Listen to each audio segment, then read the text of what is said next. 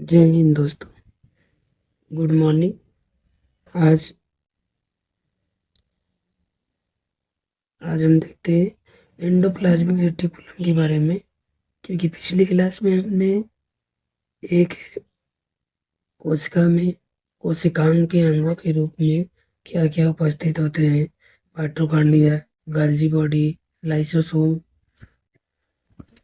Centrosome, vacuoles, ribosome और endoplasmic reticulum.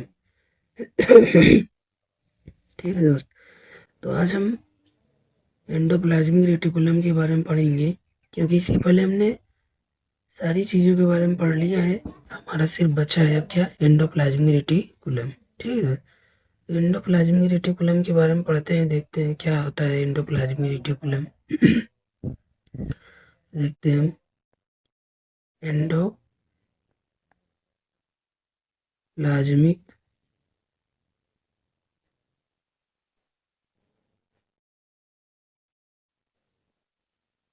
Endoplasmic reticulum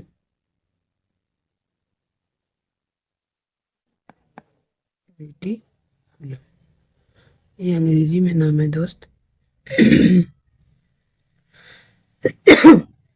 जबकि इसे हिंदी में कहते हैं, इसको हिंदी में बोलते हैं अंतः प्रदव्य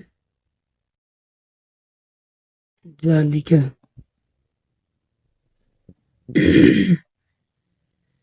अंतः प्रदव्य जालिका ये हिंदी में नाम है, अंग्रेजी में बोलते हैं एंडोप्लाज्मिक रेटिकुलम। इसको ऐसे भी लिखते हैं, तो ये मत सोचिए कि हिंदी गलत लिखी है।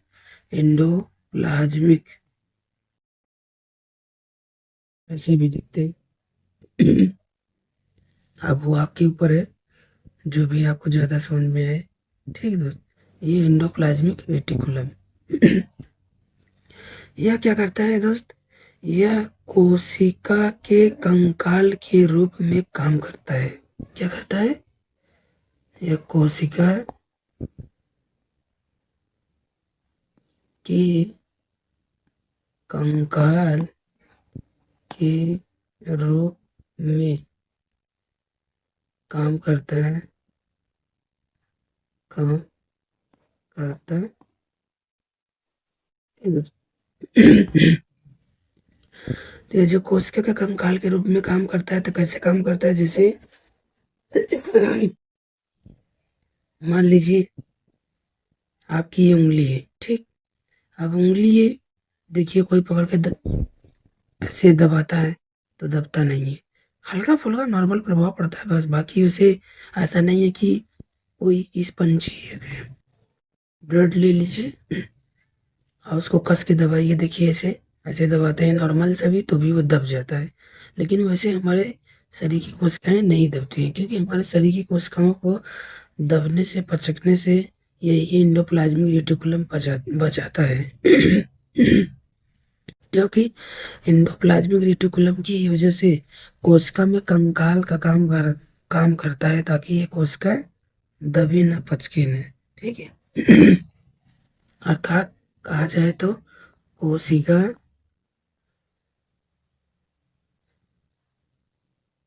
के भीतर, कोशिका के भीतर कंकाल का काम करता है, जिससे कोशिका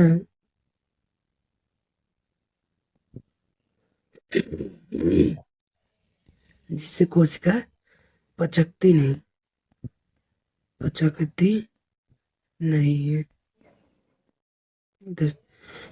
इसका यही काम होता है।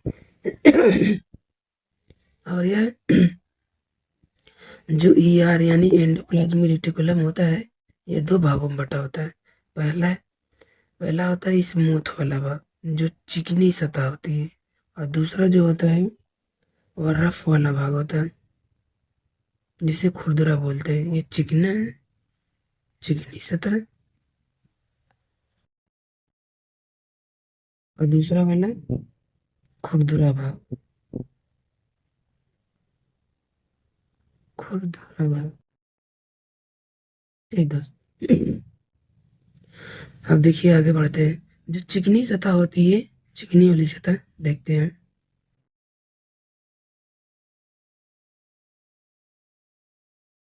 चिकनी सतह जो होती है, इसका काम क्या होता है? इसका काम ये होता है दोस्त, ये चिकनी सतह है, क्या करता है? यह फैट का निर्माण करता है। क्या करता है?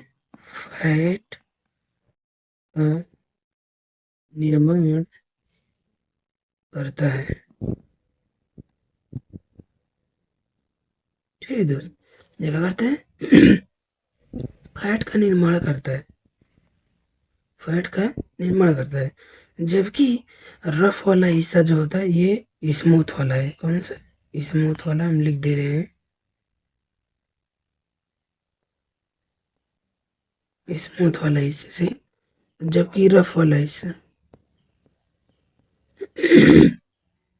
यानी कि खुरदुरा वाला हिस्सा, हिंदी में बोले तो, इसमें राइबोसोम का निर्माण होता है। इसमें राइबोसोम होता है। जिसके कारण जिसके कारण यह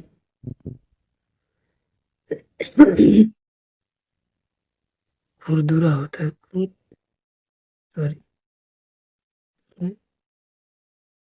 होता है।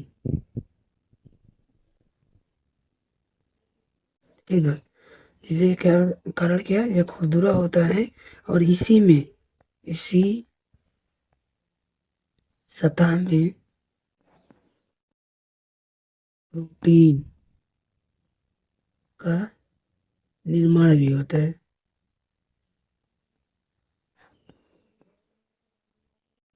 प्रोटीन का निर्माण भी होता है। ठीक है दोस्त। तो ये जो राइबोसोम ये जो एंडोप्लाज्मिक रेटिकुलम है और ये प्रोटीन का निर्माण होता है। ये जो एंडोप्लाज्मिक रेटिकुलम में रफ वाला हिस्सा होता है, इस रफ वाले हिस्से में एक बार फिर से हम लिख के समझा देंगे। इस रफ वाले हिस्से में जो प्रोटीन का निर्माण होता है, प्रोटीन का निर्माण है। प्रोटीन का निर्माण जो हो रहा है ना, किसकी वजह से? तो राइबोसोम की वजह से। प्रोटीन निर्माण में ये सहायता प्रदान करता है, राइबोसोम सहायता करता है। करता है। यह प्रोटीन निर्माण में सहायता करता है।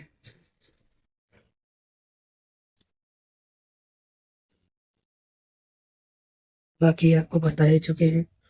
इसके आगे कि राइबोसोम भी दो टाइप के होते हैं। पहला टाइप 70S आपको बताया था, दूसरा टाइप 80S बताया था। 70S का काम क्या होता है? यस का मतलब होता है सेडिमेंटेशन कॉफिशिएंट, एक ही चीज को बार बार पुनरावृत्ति करना, यानी कि एक ही चीज को बार बार बनाने का काम करता है। एटीएस में भी वही काम होगा। सेडिमेंटेशन कॉफिशिएंट एटीएस वाला भी बार बार वही निर्माण करता है, इसीलिए इसको सेडिमेंटेशन कॉफिशिएंट कहते हैं। ठीक दोस्त, ये हमारा एंडोप्लाज्मिक रेटिकुलम हो गया। अब एंडोप्लाज्मिक रेटिकुलम के बारे में देख लेते हैं थोड़ा सा, कि एंडोप्लाज्मिक रेटिकुलम की खोज किसने की थी? एनईआर की खोज। ईआर ये शॉर्टकट में लिखते हैं दोस्त, ईआर एंडोप्लाज्मिक रेटिकुलम, इतना बड़ा ना लिखना पड़े इसलिए। ईआर की खोज गार्नियर गार्नियर गार्नियर द्वारा 1897 में की गई थी।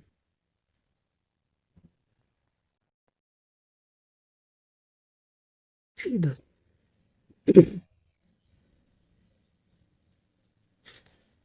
समझ में? और इस एंडोप्लाज्म के रेटिकुलम का जो नाम पड़ा ना, वह एगेस्टो एगेस्टो प्लाज्मा प्लाज्मा एगेस्टोप्लाज्मा शब्द से बना था, शब्द से यह बना था।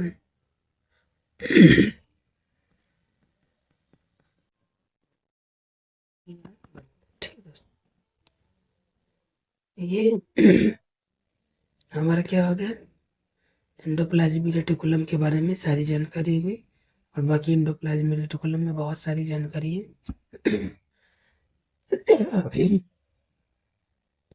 बहुत सारी जो जानकारी है वो आपके लिए नहीं है, इतनी जानकारी है पर्याप्त है, लगभग जितना जरूरी थे मैंने सारा चीज बता दिए। बाकी आपको एंडोप्लाज्मिक रेटिकुलम के बारे में और जानने की जरूरत नहीं है। तो हमारा क्या हो गया, ये हमने कोशिका के अंदर उपस्थित कोशिकाओं के अंगों के बारे में हमने पढ़ लिया, कि एक कोशिका के अंदर माइटोकॉन्ड्रिया होता है, माइटोकॉन्ड्रिया के बारे में बता दिए, गाल्जी बॉडी होता है, गाल्जी बॉडी के बारे में पढ़ा दिए, सेंट्रोसोम होता है उसके बारे में पढ़ा दिया, लाइसोसोम होता है उसके बारे में बता दिए, वैक्यूल्स होता है वैक्यूल्स के बारे में बता दिए, राइबोसोम होता है राइबोसोम के बारे में बता दिए, अभी एंडोप्लाज्मिक रेटिकुलम के बारे में बता ही दिए। तो एक कोशिका के अंदर उपस्थित कोशिकाओं अंगों में जितनी भी चीजें होती हैं, सभी के बारे में किसका क्या काम है क्या काम नहीं है, किसकी किसने खोज की, ये हमने आपको सारी चीजें बता दी है। तो हमारा कोशिका का जो एक तरीके से बोले तो कोशिका का जो पूरी तरीके से जो सिंपल बात होती है कि कोशिका विभाजन कैसा होता है, कोशिका में जो कोशिका का बेसिक स्ट्रक्चर जो होता है, एक कोशिका के बारे में हमने आपको बता दी है। अब आपका सिर्फ बचा है तो क्या, कोशिका के अंदर उपस्थित न्यूक्लियस। ठीक है दोस्त, कोशिका के अंदर उपस्थित न्यूक्लियस के बारे में बता देते हैं आज। ये हमारा कोशिका है, ये हमारी जंतु कोशिका है, आपको बताया था, ribosome, mitochondria, गाल्जी body, lysosome, centrosome, vacuole, ER, और बीच में न्यूक्लियस। आपको ये सब पढ़ाते समय हमने आपको एक लेक्चर में बताया था कि जो न्यूक्लियस होता है, इस न्यूक्लियस का काम होता है कि ये न्यूक्लियस अगर न रहे तो कोशिका का कोई काम नहीं होगा। ये न्यूक्लियस इस कोशिका का ब्रेन कहा जाता है, कोशिका का ब्रेन कहा जाता है। ठीक दोस्त, कोशिका का ब्रेन कहा जाता है, क्योंकि ये न्यूक्लियस के ही माध्यम से ये सारा काम कोशिका अंगे करते हैं। अगर न्यूक्लियस आदेश न दे कि वैक्यूल्स शरीर में पानी की कमी हो रही है, तो वैक्यूल्स बैठा रहेगा, सोता रहेगा, लेकिन काम नहीं करेगा, आराम से रहेगा कि जाए हमारा क्या जा रहा है, ये भी अपना आराम से सोता रहेगा। उसी प्रकार सेट्रोसोम भी है, सेट्रोसोम को जब आदेश देता है न्यूक्लियस तब कोशिका विभाजन करता है। उसी प्रकार लाइसोसोम भी है, जल अपघटक एंजाइम छिड़कने का काम करता है, जब न्यूक्लियस आदेश देगा तब मरी सड़ी गली कोशिकाओं को क्या करता है, मारने का काम करता है। उसी प्रकार गाल्जी बॉडी भी होता है, ऊर्जा को परिवहन करने का काम करता है, तो जब तक न्यूक्लियस आदेश नहीं देगा तब तक गाल्जी बॉडी परिवहन नहीं करेगी। उसी प्रकार माइटोकॉन्ड्रिया है, माइटोकॉन्ड्रिया ऊर्जा का निर्माण करता है, ऊर्जा बनाने का काम करता है, जब तक न्यूक्लियस आदेश नहीं देगा तब तक माइटोकॉन्ड्रिया ऊर्जा बनाएगा ही नहीं। उसी प्रकार राइबोसोम में ये भी जब तक न्यूक्लियस का आदेश नहीं पाएगा तब तक प्रोटीन नहीं बनेगा। उसी प्रकार एंडोप्लाज्मिक रेटिकुलम भी है, जब तक न्यूक्लियस इसे आदेश नहीं देगा तब तक एंडोप्लाज्मिक रेटिकुलम न फैट बनाएगा न प्रोटीन बनाएगा। इसलिए कोशिका का ब्रेन किसको कहा जाता है, तो इस केंद्र को कहा जाता है, न्यूक्लियस को। और अब देखिए, ये कोशिका जो है, इस कोशिका के बाहरी परत में होती है कोशिका झिल्ली, इसे बोलते हैं सेल मेम्ब्रेन। क्या बोलते हैं इसे, सेल मेम्ब्रेन, सेल रह रही है। ठीक।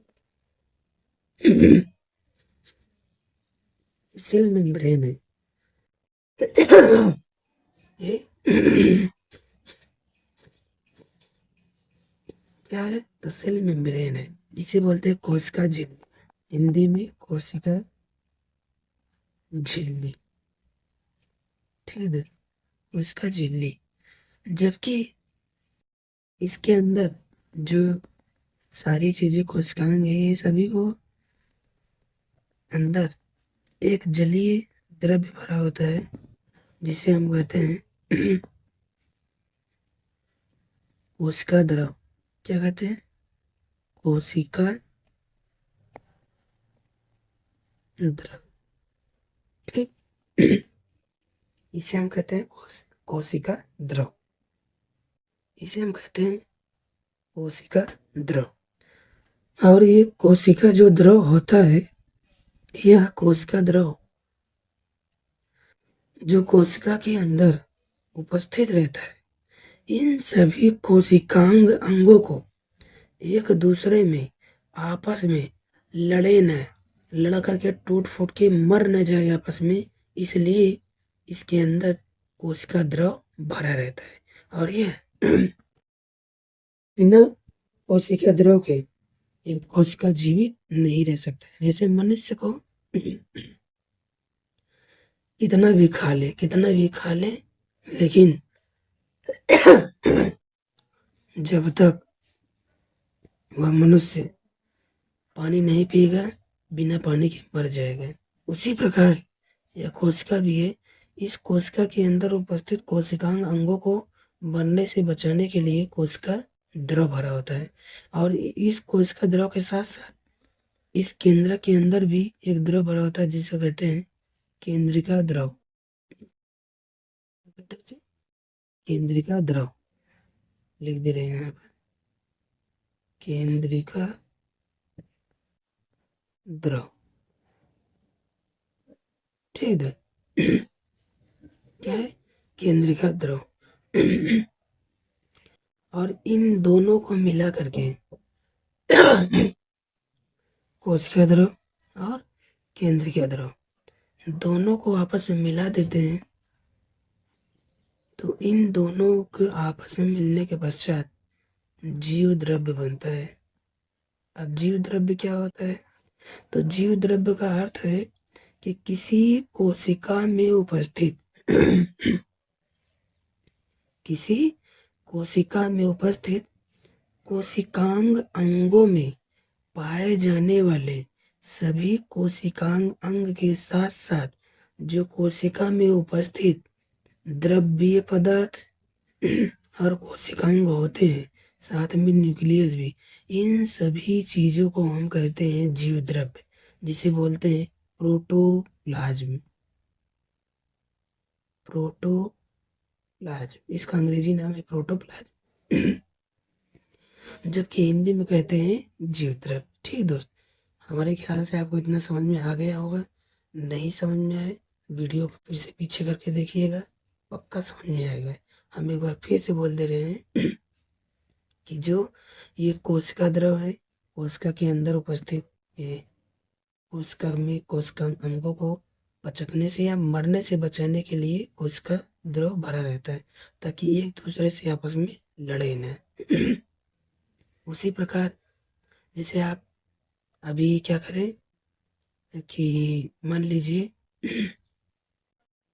एक कोई आप बर्तन ले लीजिए। अब उस बर्तन में आप दाल चावल रोटी सब एक साथ निकालेंगे, लेकिन तरीके से निकालेंगे। कैसे? दाल अलग से कटोरी में, चावल को अलग से थाली में रखेंगे एक कोने में, और रोटी को भी अलग से थाली में एक कोने में रखेंगे।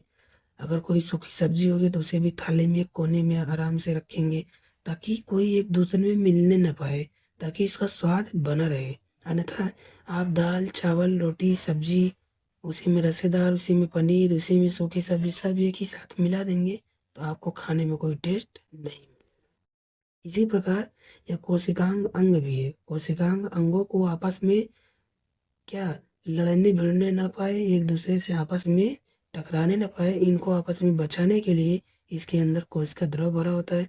और यह कोशिका द्रव जो केंद्रिका द्रव, केंद्रक के अंदर उपस्थित केंद्रिका द्रव होता है, इन कोशिका द्रव और केंद्रिका द्रव को आपस में मिलाने पर जीव द्रव्य बनता है। और जीव द्रव्य यही होता है कि किसी कोशिका के अंदर उपस्थित कोशिकांग अंगों को बचाने के लिए जो द्रव होता है, और उन कोशिका अंगों के साथ साथ जो न्यूक्लियस यानी केंद्रक होता है, केंद्रक में उपस्थित द्रव होता है, इन सभी कोशिका के अंदर उपस्थित सभी पदार्थों को, कोशिकांग अंगों को भी, केंद्रक को भी, न्यूक्लियस को भी, कोशिका द्रव को भी और केंद्रक द्रव को भी, सभी पदार्थों को हम जीव द्रव्य या प्रोटोप्लाज्म कहते हैं। ठीक है दोस्त, यह हमारा आज का लेक्चर रहा। आपको जो ना समझ में आया हो आप कमेंट जरूर किया करिएगा। जो ना समझ में आए हम उसके बारे में पुनः प्रयास करेंगे कि आपको समझ में जरूर आए। और वीडियो में कहीं अगर कोई त्रुटि रहा करे, कोई मिसमैचिंग रहा करे, तो आप जरूर कमेंट किया करिए। जैसे भी रहा करे आप फीडबैक जरूर दिया करिए, ताकि हमें भी लगे कि आपको समझ में आ रहा है या नहीं आ रहा है। ठीक दोस्त, थैंक यू, जय हिंद। आप वीडियो को अधिक से अधिक शेयर करिए, चैनल को सब्सक्राइब करिए, वीडियो को लाइक करिए और शेयर करिए। थैंक यू दोस्त।